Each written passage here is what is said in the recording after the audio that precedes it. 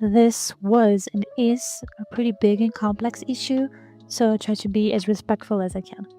For some inexplicable reason, they decided to CGI the dwarves instead of using, real actors who have dwarfism.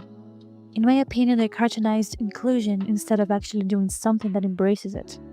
Disney spokesperson told ET back in 2022, quote, "To avoid reinforcing stereotypes from the original animated film, we're taking a different approach with these 7 characters, and I have been consulting with members of the dwarfism community." On top of that, Game of Thrones actor Peter Dinklage criticized the movie on WTF podcast with a different statement. Literally no offense to anything. They're very proud to cast a Latino actress as Snow White. It makes no sense to me. You're progressive in one way, but you're still making that backward story of 7 dwarves living in a cave. What the are you doing, man? However, multiple actors seem to disagree, including Dylan Passel, who stated on Sky News Australia back in mid-2023.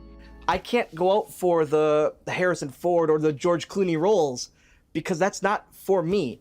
These dwarf roles are for people of my stature. Right. And now it's taken away. I don't feel that's right. Now you're talking multiple actors of my stature that don't get these major roles. And why? What's the reasoning? Because we're supposed to be progressive and we're supposed to just not view them as that? Well, you know the these irony. Were heroes. The all irony. of these dwarves, all of these dwarves took care of Snow White. Right. They all had characteristics, separate characteristics. They weren't these cave-dwelling monsters.